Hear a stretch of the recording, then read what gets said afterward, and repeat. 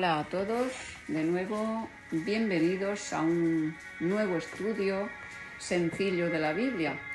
Estamos hoy, como sabéis, en el tema 231 y vamos a estudiar el capítulo 2 del segundo libro de Reyes.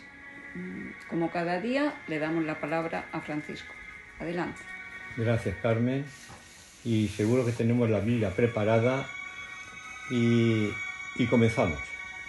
En este capítulo 2 nos enfrentamos con el final de la vida de Elías en la tierra y a Eliseo como su sustituto. Elías sabe que le queda poco tiempo de estar entre su pueblo, por lo que visita las ciudades en las cuales tiene que dejar algún mensaje, especialmente, como dice el versículo 3, que visita para dar ánimo a los que están estudiando en la escuela de los profetas, creada por Samuel, pero Elías había apoyado comprendiendo la importancia que tenía. El Señor había revelado a Elías que lo trasladaría al cielo, pero sin que él lo supiera, se lo había revelado también a Eliseo y a los hijos de los profetas. En los primeros versículos podemos ver cómo cuando marcha Elías a otras ciudades, que por cierto estaban a muchos kilómetros y sin medios de transporte como ahora, le dice a Eliseo que se quede, por si eran viajes pesados para él, porque recordemos que Eliseo, que era joven, había sido elegido para cuidar a Elías, que ya era mayor. Por este motivo, Eliseo no quería dejar solo en ningún momento a Elías. En el cielo habría gran expectación por este acontecimiento tan extraordinario que iba a ocurrir con el profeta. Pero también aquí, en la tierra, porque al enterarse en la escuela de profetas, dice el versículo 7, que vinieron a despedirlo 50 estudiantes. Como había que cruzar el río Jordán, Elías extendió su manto y las aguas se abrieron. Leeremos el versículo 8, donde lo dice. Tomando entonces Elías su manto, lo dobló y golpeó las aguas, las cuales se apartaron a uno y a otro lado y pasaron ambos por lo seco. Y yo me pregunto, ¿acaso en el manto de Elías había algún poder para que se realizara este extraordinario milagro? Pues el manto no tenía ningún poder. El poder lo tenía la fe que puso Elías al extender su manto sobre las aguas, con la convicción de que Dios iba a realizar el milagro. Lo que sucede es que el manto de Elías se había convertido en la insignia de su cargo profético. En el versículo 9 observamos cómo Elías le pregunta a Eliseo qué es lo que podía hacer por él. Eliseo no le contesta pidiendo bienes materiales, ni herencias, ni sabiduría, como pidió Salomón, sino que dice así: te ruego que una doble porción de tu espíritu sea sobre mí. Lo que pidió Eliseo fue el reconocimiento de una primogenitura espiritual, esto es, ser considerado el primogénito espiritual para continuar la obra que había comenzado Elías. Pero, claro está, lo que estaba pidiendo Eliseo a Elías, este no podía concedérselo, porque lo que pedía Eliseo solo podía concederlo Dios. Ahora veremos en el versículo 11 lo que ocurre cuando ellos estaban conversando. Dice así: y aconteció que yendo ellos y hablando, he aquí un carro de fuego con caballos de fuego apartó a los dos, y Elías subió al cielo en un torbellino. Elías había realizado una gran obra y recibió una gloriosa recompensa.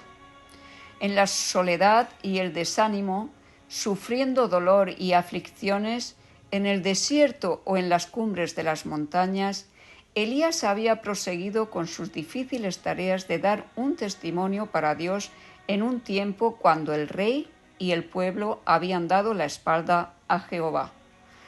Pero Dios no permitió que su siervo muriera en manos de los que querían quitarle la vida, ni permitió que terminara sus labores desanimado o vituperado.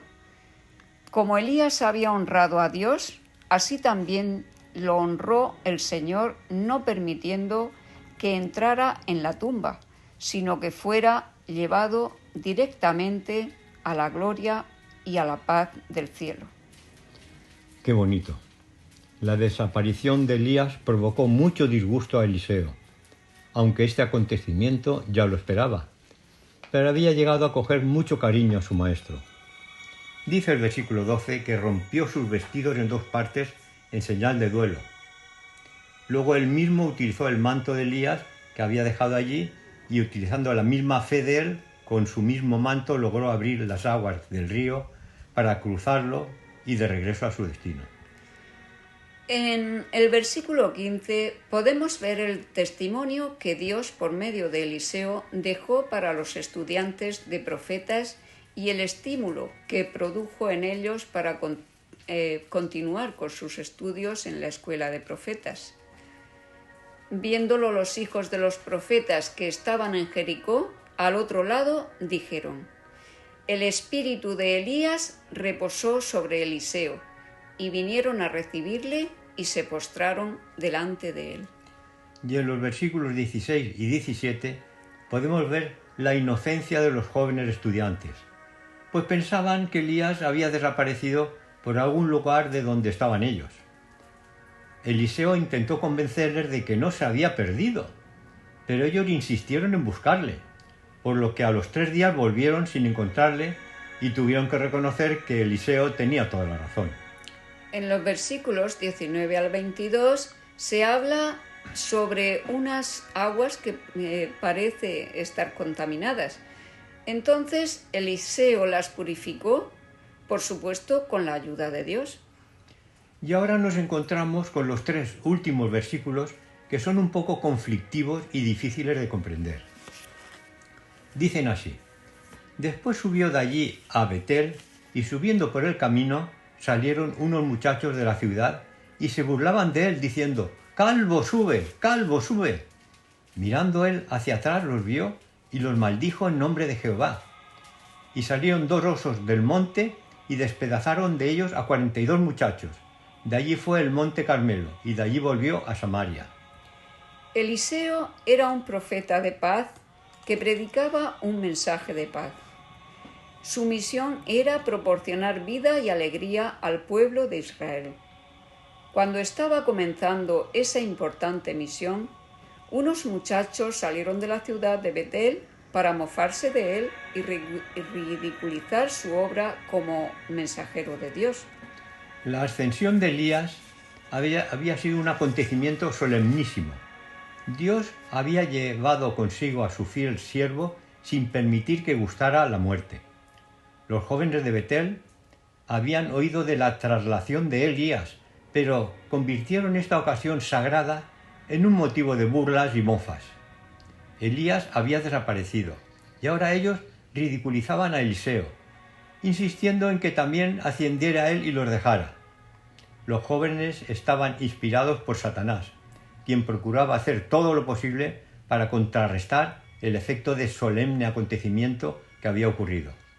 Al comenzar Eliseo su obra, Satanás procuraba derrotar los planes y propósitos de Dios.